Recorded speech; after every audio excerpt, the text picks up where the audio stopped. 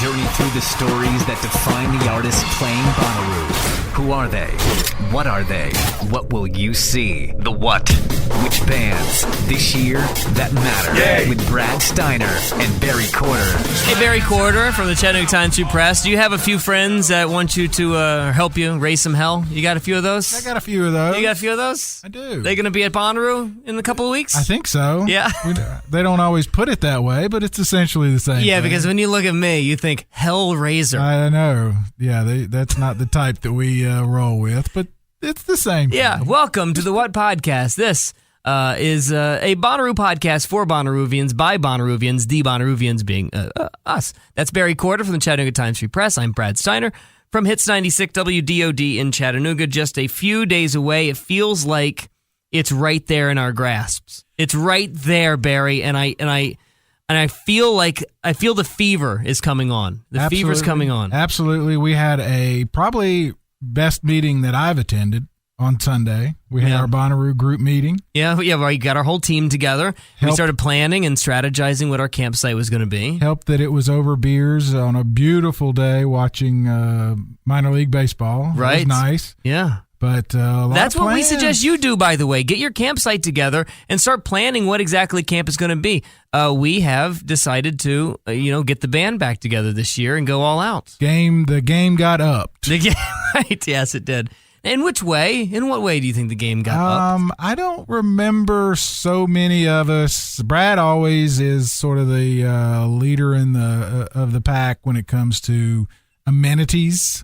I like to make it nice for you guys, yes. Brad brings the solar lights and the picket fence and that kind of... And the 600 square feet of carpeting. And the carpet. Yeah. But I think everybody on Sunday was into adding this and adding that. I don't want to give anything away, but... because there need to be surprises, sure. Pretty crazy ideas. Now, the reason why we're going all out is because...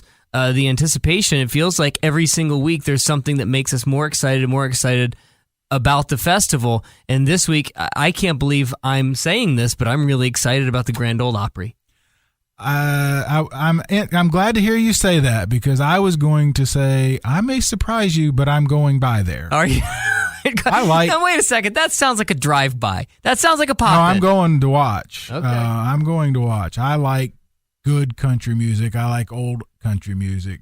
It's not something I live with all the time, but every so often I got to turn it on, turn it up. Now, they announced the Grand Ole Opry lineup, which I don't really understand what this is going to be. Is this going to be a stage? Is this just going to be a super jam? What exactly is this? I'm not 100% sure either. I'm wondering if it's like when they had the kind of a New Orleans, was it a tent or a tribute with Alan Toussaint was there? That's right. And it was kind of a smaller deal, but it was a lot of New Orleans flavored acts. I'm not 100% sure. I know it's on the schedule. Seems like later in the weekend. Now, when you say that now I'm not a country. It's on Sunday, by the way. I don't know country music. I mean, I know the name Brother Osborne. I know some of these people that were announced.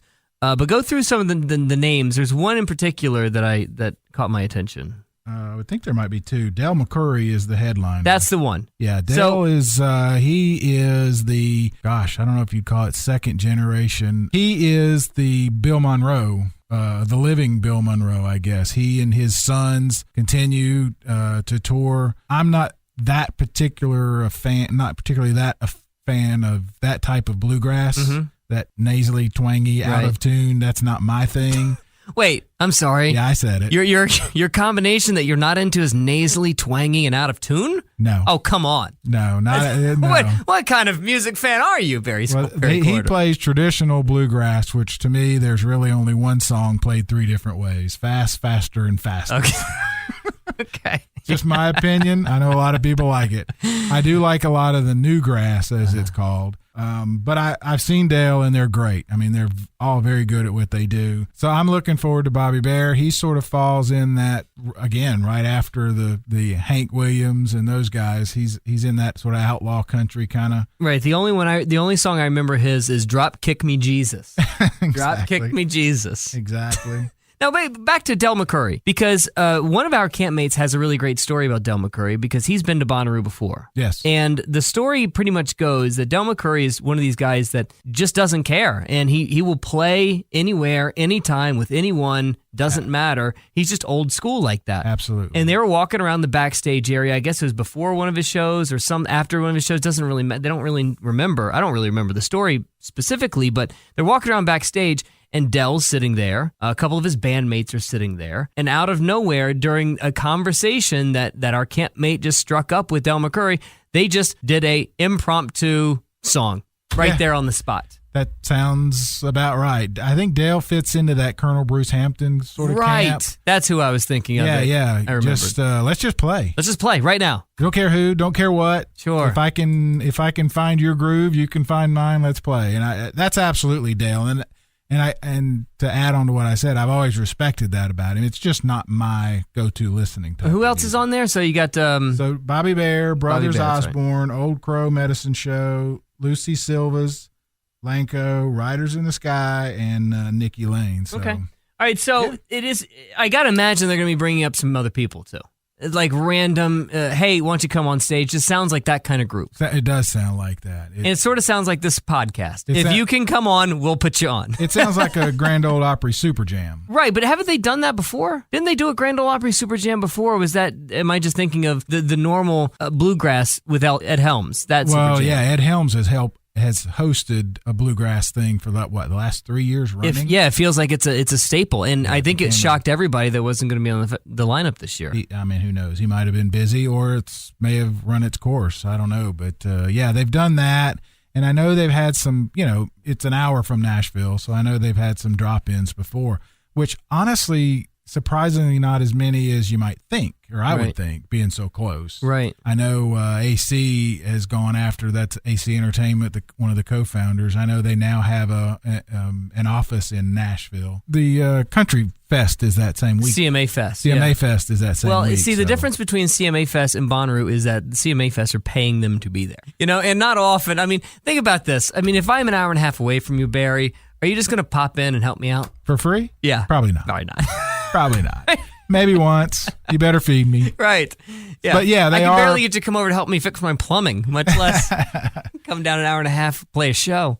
So there are those conflicts, which in a way, it's kind of unbelievable that Middle Tennessee is the center of the music universe for that weekend. It's unbelievable. So. And because it's the center of the universe, it attracts so many eyes, ears, one of which is Relix Magazine. Would you say a Relix or a Relics? I say Relix or Relics, but... Well, you know what? I'm going to go Relix then, damn it. Fine. You go Relics, I go Relix. Let's see where the cards fall. Tomato. When we started compiling a list of people that we wanted to talk to, we had our list, but then more people started coming out of the woodworks who started listening to the podcast. And one of the guys was the editor of Relix Magazine. And he reached out to us early on and said, hey, like the podcast, love to talk to you about it. And I didn't know the history of their connection to Bonnaroo. Yeah. I barely knew that they produced the Bonnaroo Beacon, the magazine, Relix Magazine. They do the Bonnaroo Beacon, but I didn't know that they've been there since the beginning. Somebody asked, did they do the very first one? And I didn't know that answer. I knew because he had told me in his email that he'd been there since the second one, or that they had done it since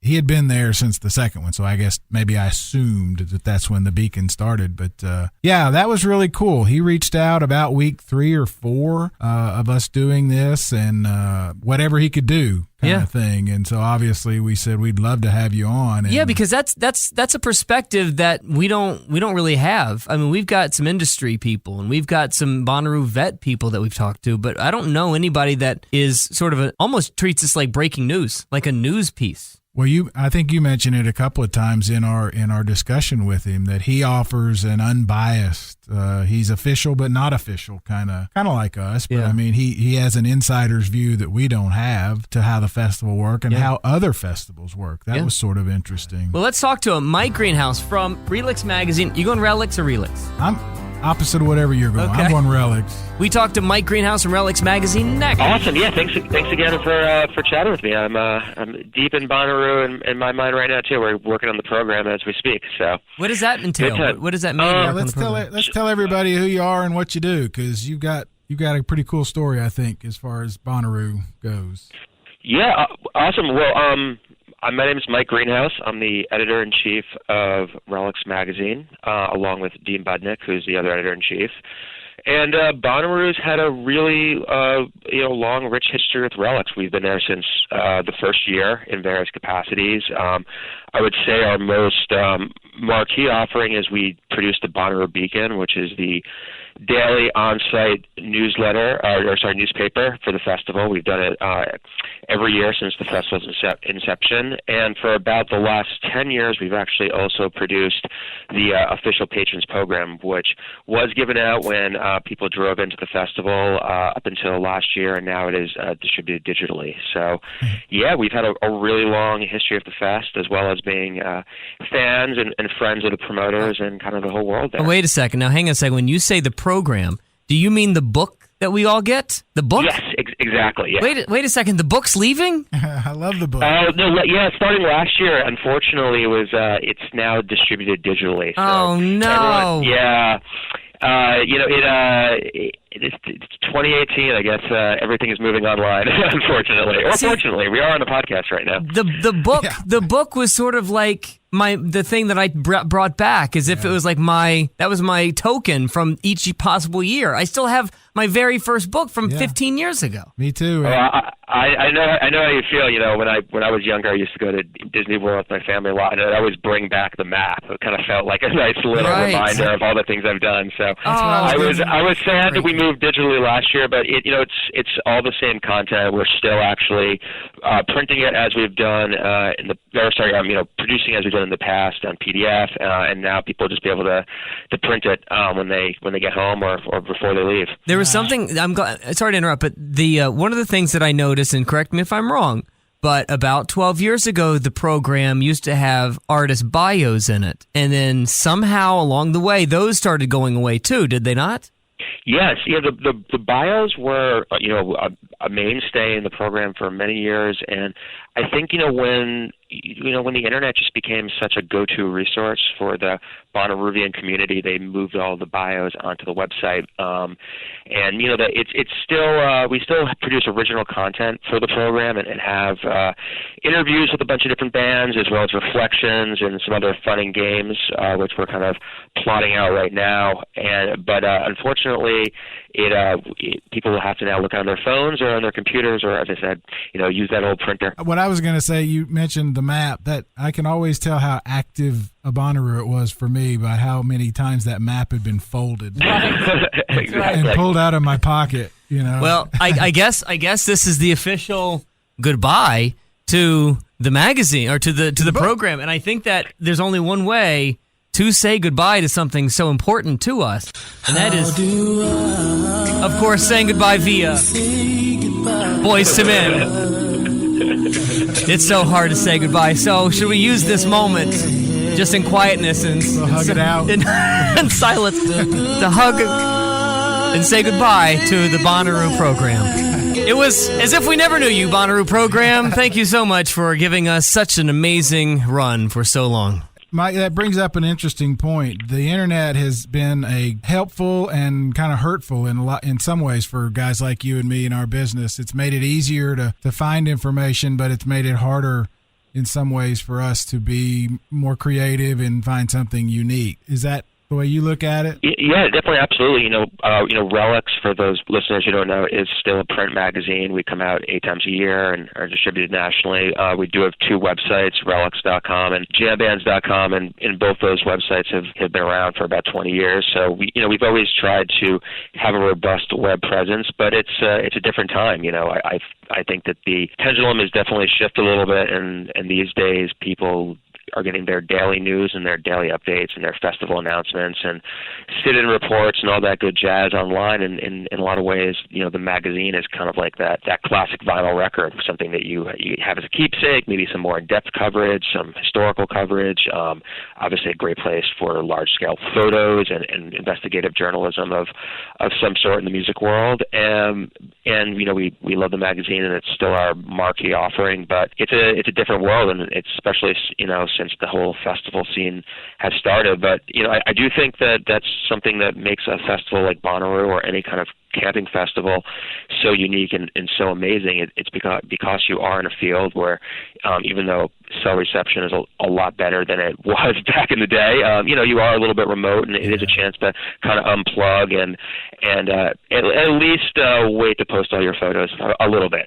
Although it is fun to run around on Instagram on site. People who haven't been, let me set the scene again with the Bonnaroo Beacon, because Bonnaroo becomes literally a city of between 60 and 80 or 90,000 people for 4 days. It has its own post office. Yeah. You can actually send a postcard with a Bonnaroo city line there. Which is odd because considering we were just talking about technology, you could just text. But it's still cool. But the Beacon is a broadsheet newspaper that comes out each day. So it, not only, the only thing missing is they don't deliver a quart of milk at your front door. One day. Yeah. But it's really cool. I've always loved, I remember the first time seeing the Beacon, I thought, this is really cool. It's one of those things that makes Bonnaroo really special. It's one of those really unique things that I don't know if any other festival does. We do Relics produces the daily newspaper at a few other events. Really? Bonnaroo has been the longest standing. We've been doing that, as I said, since the first year. We do it at all of Fish's festivals, so we'll be doing it this summer at Curveball. We've done it over the years at some events that the Dave Matthews Band has done, and we do it every summer at Lock-In Festival, which is a festival in Virginia that's actually our publisher, Pete Shapiro, founded and programs.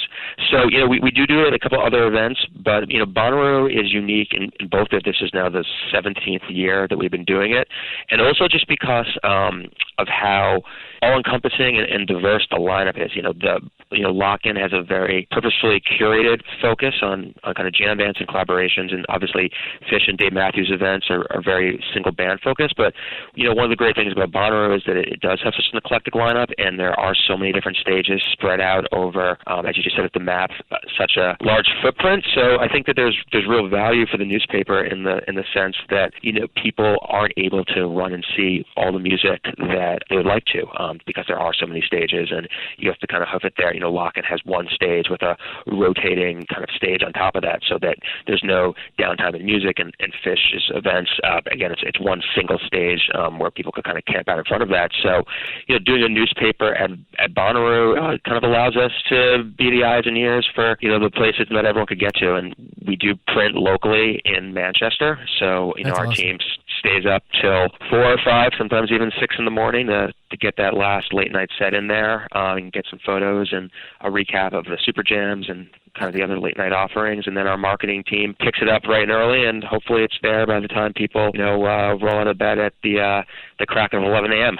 Well, boy, if you can sleep till 11 a.m. in Bonnaroo, good luck. So how many people do you have actually operating that specific newspaper on a weekend? The editorial team is Dean Budnick, who started the newspaper and is, as I said, the other editor at Relics, is still our editor-in-chief and has been doing it for all 17 years. I've actually been to 16 of the 17 Bonnaroos, but I didn't start working on the newspaper until the third year, so I've been doing it every year since then. And we usually have 1 or 2 other editorial members and a few photographers, and that's pretty much it. We try to solicit some advanced content, like some previews, so we have some freelance writers do that, and of course our advertising team helps make the paper possible. We have a team of 3 or 4 people, and then we have 1 or 2 people from our marketing team distribute it. So wow. It's a really small, tight group of people, and then once the papers come on site, Bonnaroo's volunteers and support staff are great about getting it around to the festival. That is shocking to me how lean that is. Yeah. That's shocking how lean that operation is. Relics also has an on-site presence. We have the Relics booth where you can get the Bonnaroo Beacon as well as subscribe to the magazine. And we do have a little bit more robust team down there selling the magazines. We know sometimes we have between 12 and 16 people there, but between getting the booth together, selling magazines, hosting some like meet and greets, and dealing with friends and sponsors and whatnot, the actual team working in the newspaper is pretty lean and mean. Is that the event that everybody on staff volunteers for around the year? Yeah, I think that is definitely one of the most asked to attend events of all the festivals we do, as well as Lock-In and the Fish Festival. So pretty much the three papers where we do, the three festivals where we do our newspapers are always in high demand. You'd be a good one to ask, and I'm not trying to stir anything back up because the ship has sailed, and personally I've understood it. But from your guys' point of view, how have you seen the Bonnaroo shift, the lineup shift? Because it started as a jam band festival, and so many people thought it should always be that. So, particularly because of your magazine audience and your online audience, what is that sort of shift been like for you guys?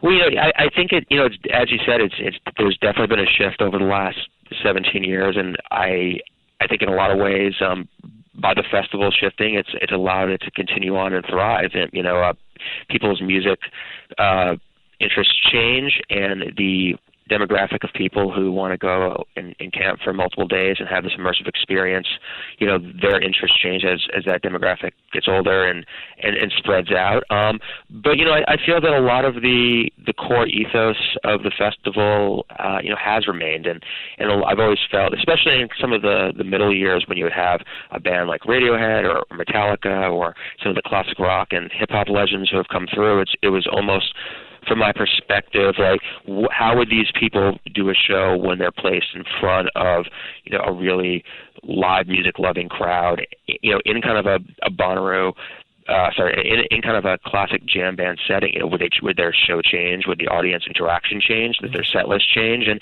it's been a really interesting experience, kind of watching how that give and take goes at that. I think one of the reasons that first Radiohead show in 2006 was considered by them and many others to be one of the greatest American Radiohead shows ever is because they were playing for that passionate, audience of people who were weaned on jam bands and grew up in that world, and from people throwing glow sticks to them being allowed to play a little bit longer and look a little bit deeper into their set list. I think that's one of the things that made it such a special experience. And and I think that there's still a lot of that improvisational spirit in the festival's DNA, whether it's the Super Jam or some of the kind of more activity-oriented events going on throughout the festival. And at the end of the day, the fact that people are camped in a field in Tennessee that was, originally a farm, it kind of, brings it back to that original jam band experience. I love that note of yours that you're taking just artists and putting them in a jam band festival experience and seeing how their show goes. I never thought about it like that, but then, now that I'm thinking about it, it's pretty surprising how well certain artists do in that space. I mean, even this year, Dua Lipa going from a tent to a main stage, they must have really liked that show to bring her back. Kenny Rogers and Lionel Richie. How do certain of these certain types of artists fit that kind of mold is very surprising. Yeah, and I think Lionel Richie and Kenny are great examples of that, because not only did they do their own performances, which were, really awesome and iconic. And I'm sure for a lot of music fans, especially a lot of younger music fans, the first time a lot of people saw them perform live in person. But both of those people really embraced the spirit. Lionel Richie, made a surprise appearance at the festival when he was in Nashville for an award ceremony, I think the year or two before he did his own set, and Kenny sat in with Fish during their festival closing set. So they both really embraced that kind of spontaneous spirit, and I think that as the festival has evolved and become more eclectic and more just wider in its interest, I think there's been a shift in music listening habits in general. And this is the streaming era where people are able to listen to a lot of different types of music and access that really easily, and it's a lot easier to be a fan of hip-hop and jam band music and punk rock and classic rock and electronic music than it was at the first Bonnaroo, where that was, the festival felt very squarely a jam band and Americana festival. Just much like Coachella at that point felt very much like an Indian punk festival. But if you look at it now, both those festivals have kind of grown to absorb such a wide swath of music. And at the same time, the jam band scene has always been a genre that has a really broad base. There's electronic-oriented jam bands, there's funk-oriented jam bands, there's country-oriented jam bands, there's indie rock-oriented jam bands, and I think that it was a lot more palatable for people to be able to embrace the fact that there would be a hip-hop band playing after a rock band, playing after a folk band, than maybe in another setting, especially kind of, as I said, in the early years before having kind of eclectic festivals was more of the norm. That's one of the things that we had Jim Burris with Columbia Records as our guest last week, and he pointed that out, and I think Ashley Capps did during like the third week of doing this. And we had asked, 17 years ago, the music scene was way different. You didn't have nearly the streaming, you didn't have the options to locate music, but you also had an audience that I don't think was looking for new music quite as much as they do now, and I don't think they were looking for live music quite as much then as they do now. Does it feel like to you that Bonnaroo had something to do with that? Because it sure does to me. Yeah, absolutely. I think that it's in certain ways it's the chicken and the egg thing. Going back to the very first Bonnaroo, and I was there, and I remember a couple of my friends who at that point were not into the jam band scene or the Americana scene. I came back and I had the T-shirt, but it had all the bands who had played that year listed in the back, and they were looking at it and they were like, "You don't have to be a jam band fan. You could have gone to Bonnaroo. This is after the first one." And they pointed to people like Nora Jones and Jim White and Blind Boys of Alabama and bands who were kind of outside what at least at that point was considered a traditional jam band lineup. And the next year they really started opening the floodgates. You had everyone from Sonic Youth to Neil Young perform, as well as a little bit deeper focus on some of the maybe jazz and funk stuff that has always been kind of part of the jam band experience, but definitely wasn't kind of a core late 90s, early 2000s jam band scene mainstay.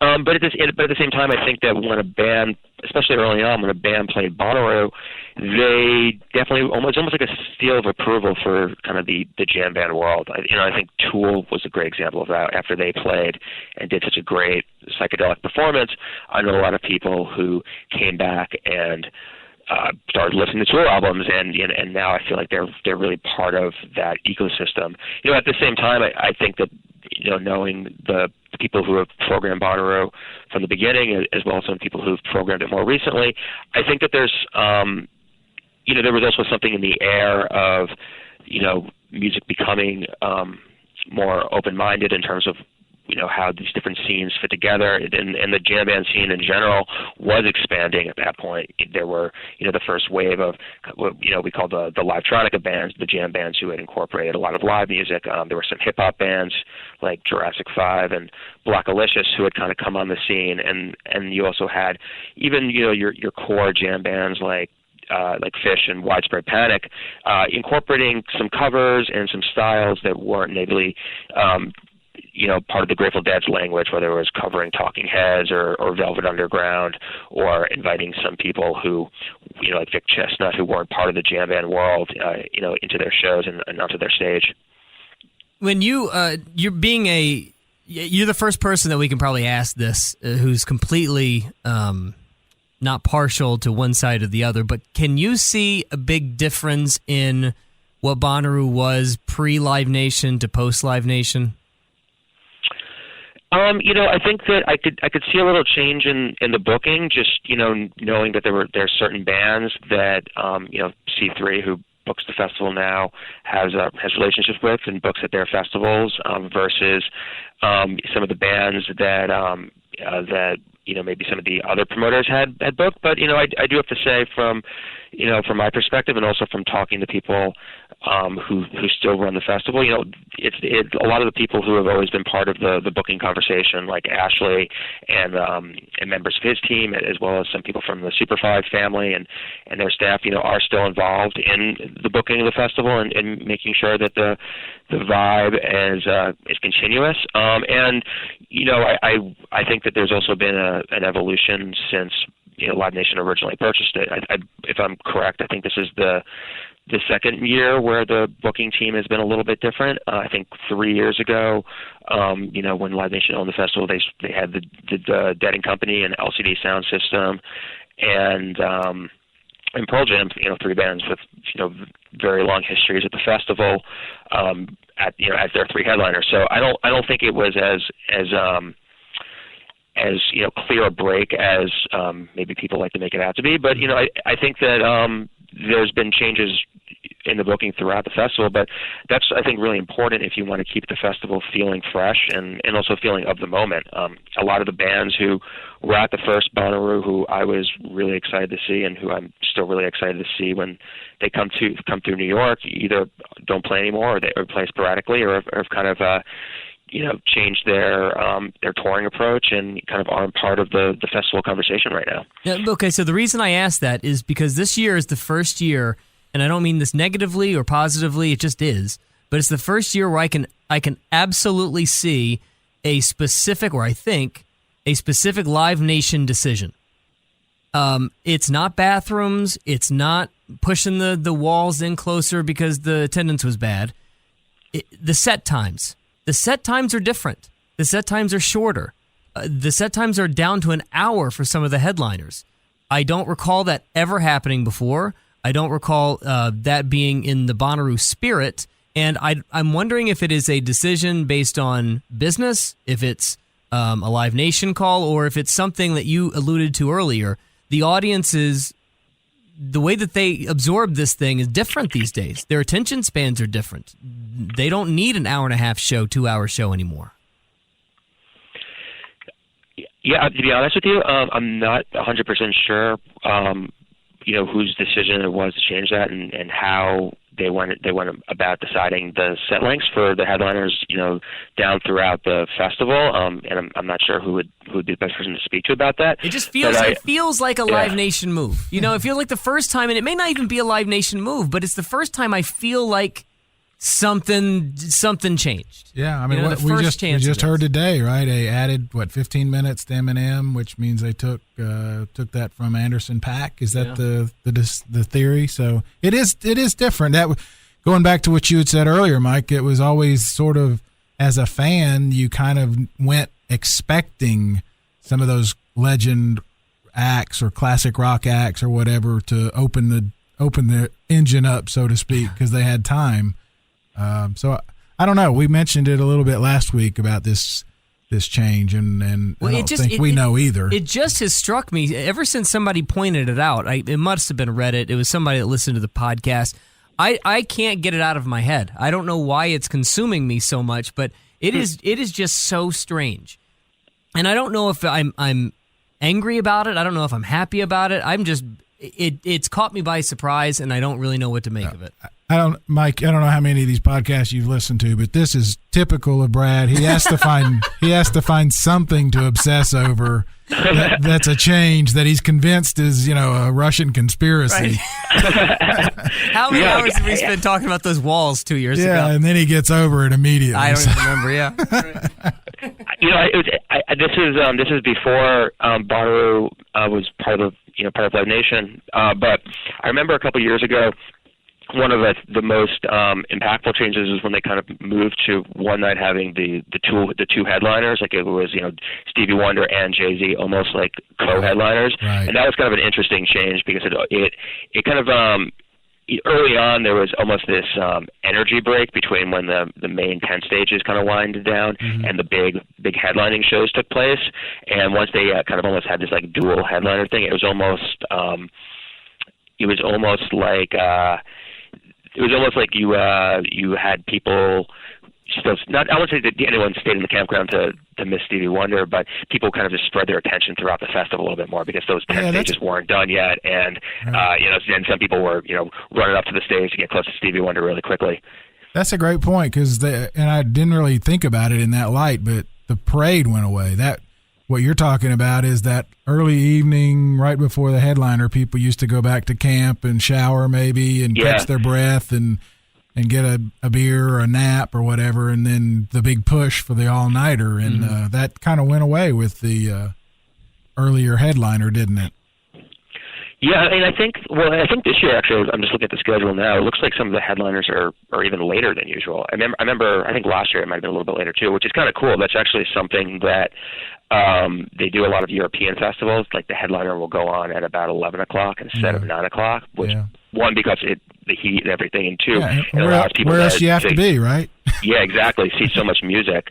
One of the great things about whoever gets to headline Bonnaroo, whether it's a band like the Killers who headlined the first time or Widespread Panic at the first one, is that it's the only time during the entire festival that so many people from all different backgrounds who came to the festival for all the different music kind of come together and have one shared experience. And it is a really cool energy. And I was thinking about, especially when you talk about some of these rock and roll legends with devoted fan base, whether it's a Billy Joel or Bruce Springsteen, they're playing probably for the first time in a long time for a fan base who maybe is familiar with their music as some of the hardcore fans who go to their show. And it's really interesting to see how they respond to that, both musically, as I said, and as well as with their set list and just with the kind of the whole energy of the experience. As a professional editor of a well received publication, how do you absorb this festival 15 years, 16 years in? How do you do it? Do you set a playlist? Do you set a graph for yourself? Do you find the artists that you want to find, or do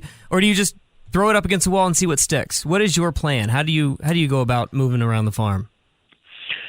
A lot of it has to do with what we're planning to cover and who I want to also check out, for the magazine. But, still to this day, when they announce the lineup, and especially when they drop the set times, I check it out and see who's playing which days. And if there's bands I haven't heard of, and as I've gotten a little bit older, maybe a little bit out of touch with some of the, new electronic music and kind of new rising rock bands, sometimes I'll check some of them out in advance to get a sense of what they sound like, if I want to see their show or talk to friends, both in the industry as well as out of the industry, and get their recommendations. And, once I get on site, I like to bounce around and check out as much music as possible. And over the years, there's been so many times where I've seen a band for the first time at Bonnaroo.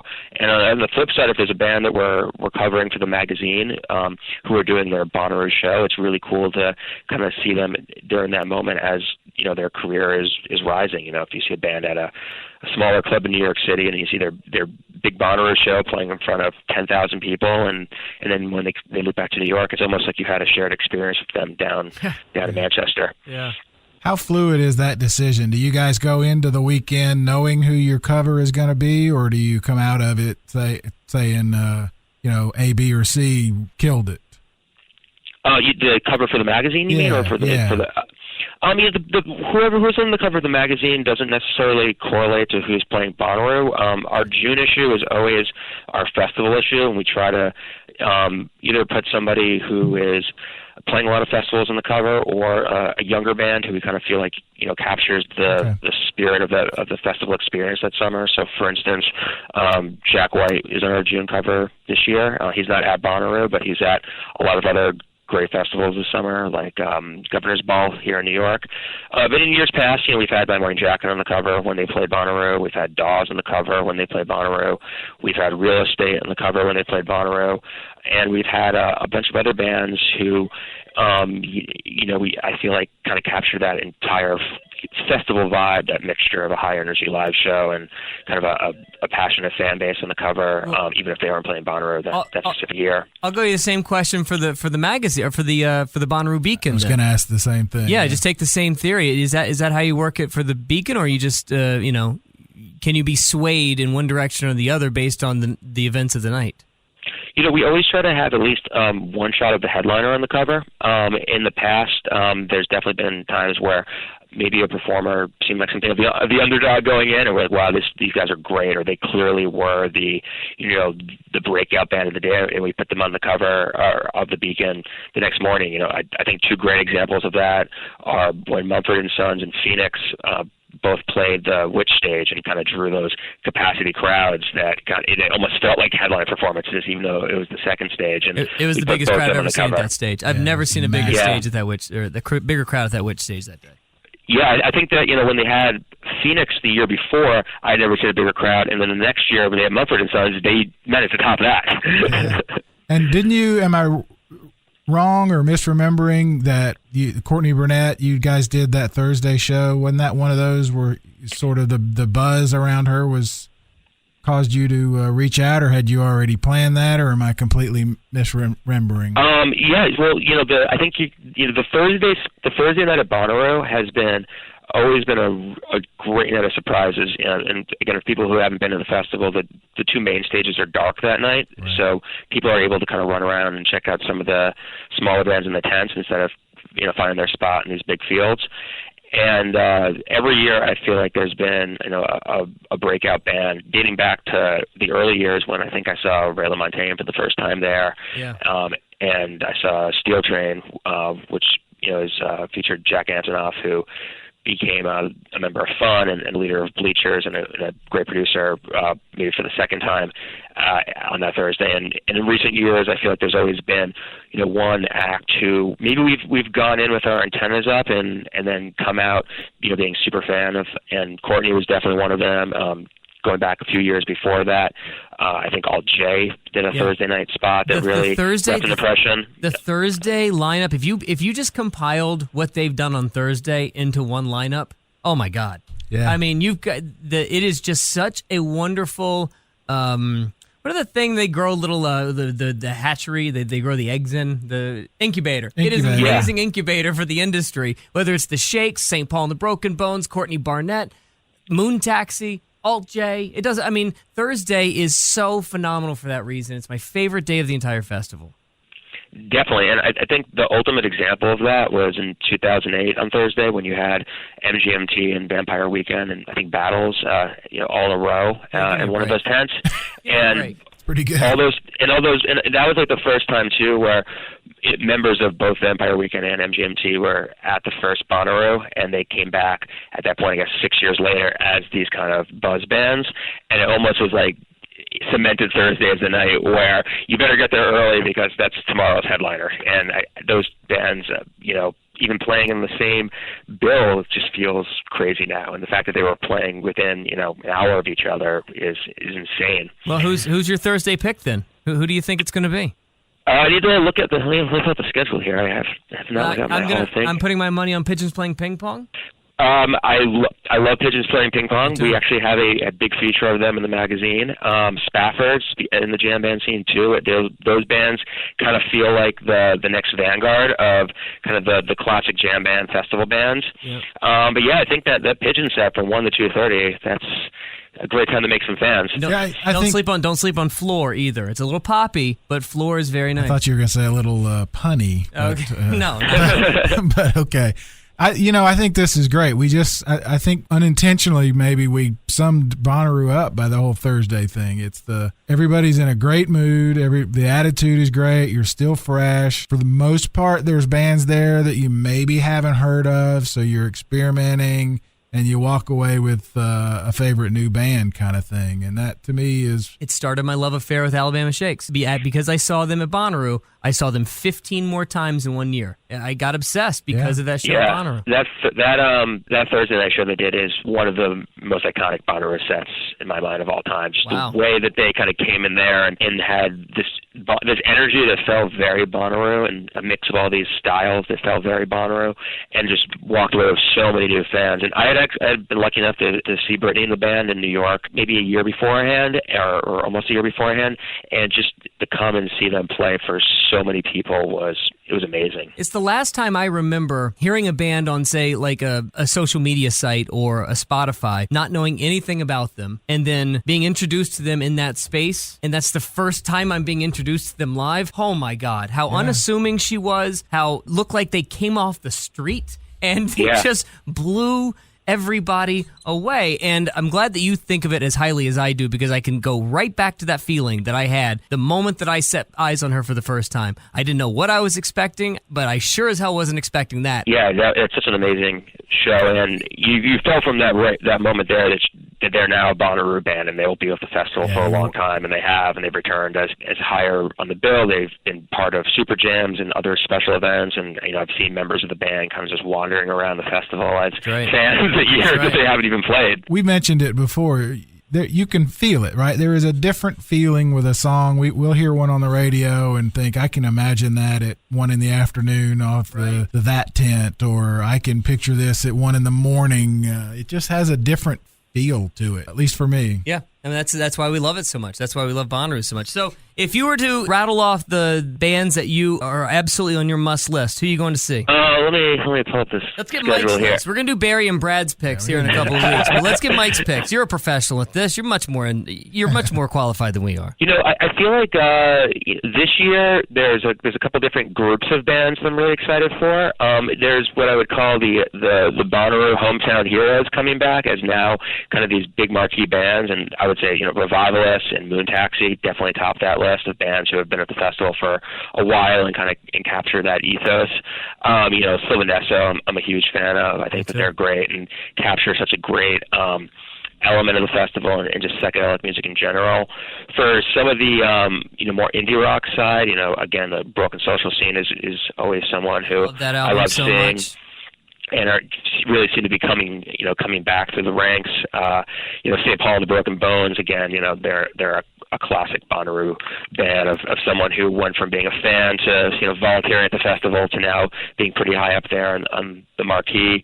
I'm personally excited to see the Grand Ole Opry stage and see how that plays out. That seems really like a really cool, unique way to kind of have that jam band Bonnaroo spirit, but yet something completely different. And at the same time, you know, see a band like Old Crow, who are at the first Bonnaroo come back. It's great. Was it the first Bonnaroo? I didn't know that. Yeah, they were at the first one. I believe they might be the only band in the lineup who played the first Bonnaroo and are playing this year in the same form. I think there's probably members of various bands who are at this year's lineup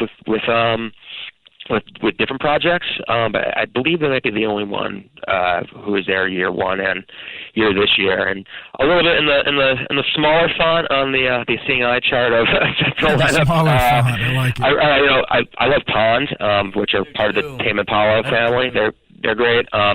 Southern Avenue is a really great soul band from Memphis who actually just played New York last week. Who are really awesome. The Texas Gentlemen are, you know, kind of remind me of, you know, the band in that they both back other bands as well as have their own material, and I think are going to walk away with a really strong following. Bruno Major is really great. I had the opportunity to see him last year. You know, going through here, you know, there's just like the legends like Mavis Staples and Amadou Miriam. I'm psyched for both of them. And you know, we touched on this a little bit before, but you know, some of the Thursday bands. Again, you know, that's a great time to check out a band like, you know, Friendship, who I've never seen, or you know, get a little bit deeper into Pigeons playing ping pong and Spafford and kind of see what they bring to this big stage. I don't want to give away my pick, but I'm going to say this as many times as I can. Japanese breakfast, Japanese breakfast, Japanese breakfast, Japanese breakfast. I love her so much. I cannot wait to see that show and whatever it is, that spacey album of hers. I cannot wait to see that live. You know, we ain't in New York. We don't get them coming through very often. Yeah, so I mean, you know, that's so much music to jump into, and probably if we talk on the Monday after the festival, I've seen like another 5 bands we didn't even mention now. Right. Exactly. I guess the way that I think about you is you're removed from the product, but if you didn't really love the product, you wouldn't be doing it on a yearly basis, right? Absolutely. I mean, Bonnaroo is it's like Thanksgiving. You know, it's every year. It's on that calendar, and you know, it's something that I look forward to throughout the year, and that it's very busy, obviously, with the newspaper and the program leading into it, and just having such a big team down there. But it's always a really special experience.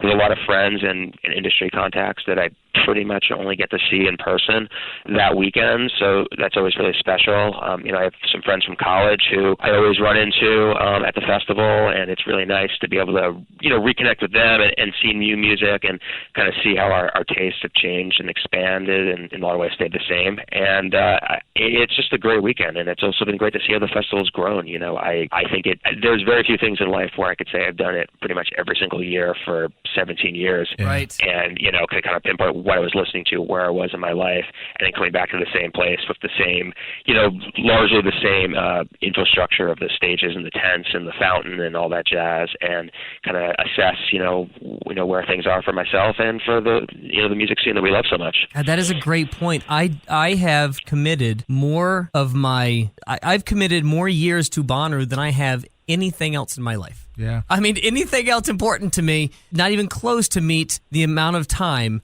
that I have dedicated to this festival. That is insane now to think about it. I'm going to guess Hillary would like to beg to differ. She's number 2. She's number I've been 2. to more Bonnaroos than I've been with the wife. Okay, well, I can't do that or the children, but yeah, I'm the same, and it's been fascinating for me to watch literally the music world change, and that 4 days is a big part of it. I also wanted to say, Mike, because you and I are in the same sort of business, the newspaper and the magazine. People don't understand. It's a lot of work, isn't it? I mean, we're up there. Absolutely, There's yeah. nowhere else I would rather be, but it's work from guys. You see me working. I work. Notice I didn't mention his name, Mike. I didn't bring him into this. Very hard doing this radio thing, guys. It's a lot of work and then a lot of fun, but even the work is fun. So, man, thank you so much. Let's grab a show together when we get to Bonnaroo. I'd love to. Yeah. We're gonna. I'll be there. We'll look you up. You're going to be in the media area most of the time, right? I'll be in the media area and running around and seeing music. So come on. Where do you camp? We actually stay at one of the hotels because we're in the newspaper. So well, come on back to Camp Nut over Butter. the years, I have camped many times. I've done it all from a tent next to a car to an RV to a tour bus to the hotel. I've done the whole thing. Gotcha. Well, we're back in guest camping, so come on back to Camp Nut Butter. You Absolutely. can't miss it. Come back and get a Bloody Mary. Yeah, right. Sounds great. That sounds awesome. Thanks so much, Mike. Thank you appreciate it. so much. The What Podcast with Barry Corder and Brad Steiner. That's Barry. I'm Brad. That was Mike from Relix Magazine. And, we've asked for his picks. We've gotten our campsite picks. Now we want your picks. We want to hear what you are going to be seeing at Bonnaroo, because in the coming weeks, as we get closer, we only have like 3 weeks left, 3 more podcasts to go. We're going to do Barry's picks here in a few weeks. We'll do my picks. But we want to get your picks, the bands that we must see that you are suggesting to us, and we want you to send them in to us at thewhatpodcast.com. Yeah, are we more interested in the obvious ones or the surprise ones or just whatever they want to? Just whatever they think. Well, here's the way that I'm going to give you mine. I'm going to say, here's what I'm going to go to. Here are the ones that you cannot miss. Yeah. If I'm suggesting something to my campsite, these are the ones that I want our camp as a group to go to. See, I don't really care if you go with me to insert, Muse. I don't care. Right. But there are some artists that I absolutely want my camp to engage with. Okay. So that's sort of the way that I go about it. You can do whatever you want. Yeah. I just want to hear some of your picks so we can compile them and have our very final podcast right before Bonnaroo be the What Podcast listener picks. I'll do it the same way. I'll do the ones, these are the ones that I'm going to, and then I'll do the music snob ones. These are the ones that if I turn you on to this person, it will have been a good weekend. Oh, there you go. That's exactly right. So thewhatpodcast.com, send us your list of bands that we'll feature on the podcast. We will pick and choose some of your suggestions, bands that we should see that can't not be missed at Bonnaroo 2018, thewhatpodcast.com, or you can do the what_podcast on Twitter. I guess next week will be my picks. We'll go my picks. Yours next week, and then mine, and then we'll hopefully get some input from our listeners who we say it every week, but thank you guys so much. Yeah, thank you very much. The emails and the notes and the watching the numbers climb has been really very cool. I wonder if you could, based on now doing this, 10 weeks, if Barry, you could figure out my list. I wonder if you could go ahead and pick what do you think I'm going to be choosing for next week. See, that's one of those tricks, because if I say yes, you're going to throw curves just to be, And yeah, I could probably get close. I can't wait to see exactly Walden. I can't wait. I know. Yeah, I think you can do it. After all this, I think that you know exactly where I'm going this year. What was it? What's the term that Mike used? Small font bands? Yes, right. Yeah, those guys. That. I wanted to add, we've talked about Bonnaroo being more than just the live music. I had a chance to talk to David Conover. It's been a while ago. There are so many things from the green efforts that they do, the money that goes into Manchester. A lot of you guys aren't, you don't live around here, so you don't follow it as closely as maybe we do. But Bonnaroo pumps a ton of money into Manchester, ton of money into the state. They have all kinds of initiatives. If you're coming for the first time, spend some time in Centeroo to see what all is there. One of those is Grundy County Food Bank. David Conover and his family, they started a program, or they actually picked up a program. They go around at the end of each day and get the extra food. No kidding. From the vendors. Really? And then they give that to the poor in Grundy County, which is literally, I think, the poorest county in the country. Yeah. They're everywhere. And if you came at me, bring me some Cray Musties. Yes, he's my kind of guy. Yeah, that's a really amazing thing for him to do. He's there's a saint. ton of that. And you talked to him. Yeah, I talked to him because, they're relatively close, and his wife and I went to high school together, of all things. Oh my goodness, totally unrelated. But you guys dated? No, she's a little older. Okay, well, that's your type. That's but it's really cool, and he gives us a brief little a description of what it is they do. But it's really, really cool that this food, instead of being thrown away, which it would, goes to feed needy people. I never knew that for a long time. I never knew that. Let's listen to that. So my name is David Conover. I live in Chattanooga, but about 6 or 7 years ago, 2011, 2012, my parents, my mom and my stepdad, live in Monteagle, Tennessee, and they were directors of the Grundy County Food Bank. And they started a program. A lady that was in touch with Bonnaroo reached out to them to start a program where they took all the unused food, donated food, drinks, vegetables, meat, products, anything that could be not perishable, they could use to donate to the food bank. So in 2011, they started out working directly with the caterer, Wild Hair Catering. Jim Woods is the director of that, and he donated approximately 6,000 pounds of food to the program. And since that time, we've kind of reached out to vendors, caterers, the food services, and each year we've grown from 6,000 to this year almost 50,000 pounds. All the food goes to programs for the Grundy County is one of the poorest counties in the nation. In the nation, in Tennessee especially. The food goes to programs in Grundy County for the jail, the senior homes, the mental institute there. And so anyway, and then they have families that come and get packs of food, I guess maybe on a weekly or monthly basis. So they make little care packages for just tons of families that in need, and they'll come and pick them up. So we promote it on Monday to all the vendors with a big meeting. We promote it during the week, Thursday, Friday, Saturday, Sunday, pass out brochures and get the word out. They have all our contact information, and on Monday when they're closing down, we make round trips, and we have phone ready and email and everything and text, and just spend all day picking up food and take it to the food bank. And this was food that would otherwise just be thrown away, right? Right, exactly. So, yes, a lot of stuff they maybe could take to another show, but a lot of it they just have to dump. We will see you next week on the What Podcast with my picks. Journey through the stories that define the artist playing Bonnaroo. Who are they? What are they? What will you see? The what? Which bands this year that matter? With Brad Steiner and Barry Corder.